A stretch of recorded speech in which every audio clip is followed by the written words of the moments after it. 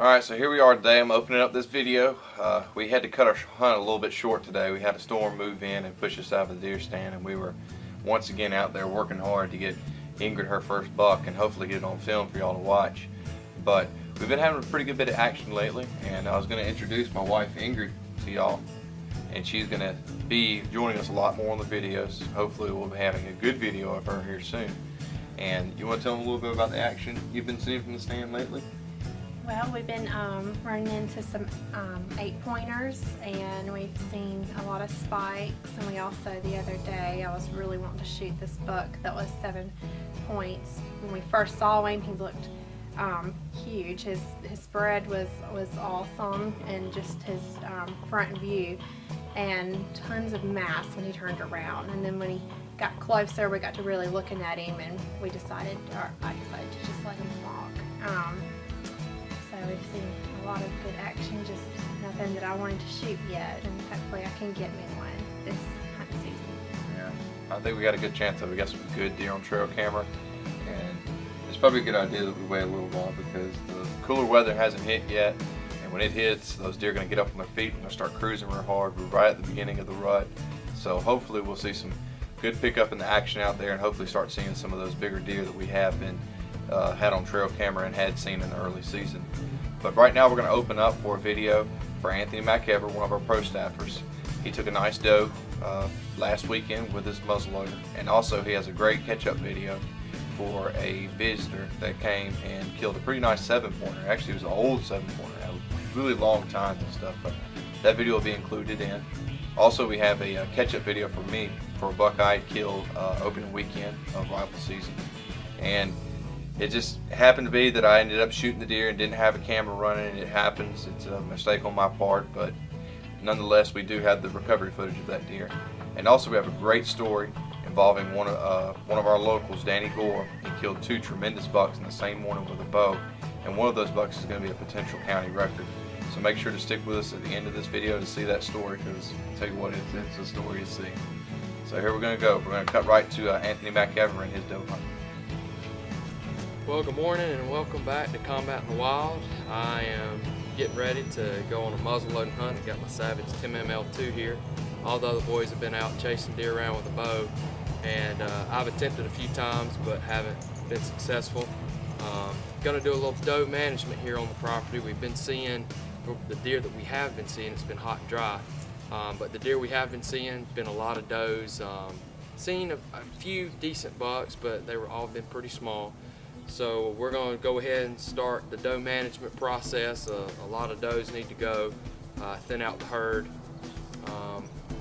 It's always good to take a few out early on in the season. So it's the day before opening weekend rifle season, and I know all the pro staff guys are real excited about getting out in the woods, and I thought I'd get out here a little early and try and stick a doe if I could with this muzzle.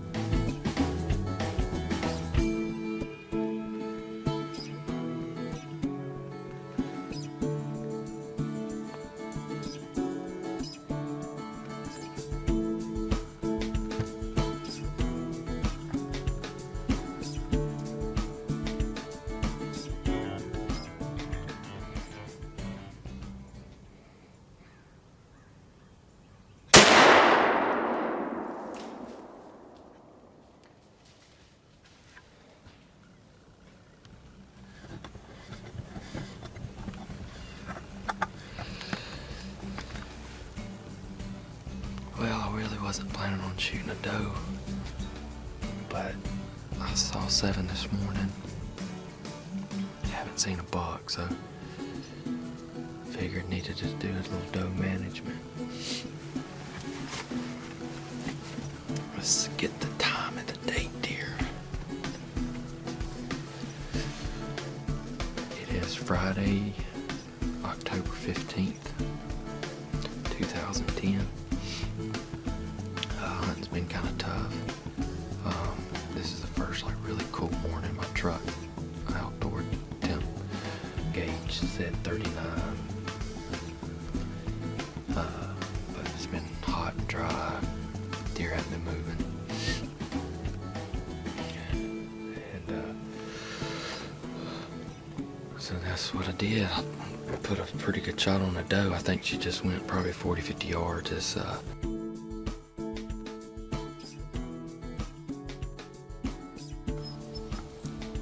Okay, hunting on the Mever property here October the 15th, muzzleloading season. I'm here with Jeff Hicks, and I'm Johnny McCullough. And shot the doe this morning with the muzzleloader about 8:30, and then we let her just lay there, and I reloaded, waited, and seen two deer. Jeff saw two deer coming through the woods, and this buck was behind them, and somehow or another I made a good shot through the woods on him, and then we couldn't find no blood where I'd shot, no blood or nothing, and Jeff picked up some blood about 60 yards away. We tracked him and then had to shoot him again. And then Joe helped us get him out, and here they are. And what a day I've had. I'm really tickled. All right, well, I got the crew out here tonight, and we're gonna go look for a deer I just shot about an hour ago. I've been waiting for Corey and Joey, got Dad, got Ingrid with us. So we're gonna go down here and see if we can find this deer. He's nice, but I sure hate to say we didn't get it on video. We walked up on the deer. That is one of the deer we were getting pictures of up there on the clear cut, matter of fact. That was one of the heavy eights we were getting pictures of up there. And, I think I do remember this deer up there. He's come a long way from his summer area. So I remember it specifically because of that heavy G2 on that side right there. One reason I recognized that deer is he always had a real heavy G2 on him. So, well, we got one down. We got one more buck tag to go. So we definitely got some work to do out there. You got a Missouri tag too. Yeah, I got Missouri tags on the way also. So should be interesting to see how the rest of the season goes out. But good deal. Just hate we couldn't have got it on film the whole hunt and everything. Get this guy dragged out. Get some footage of this recovery at least.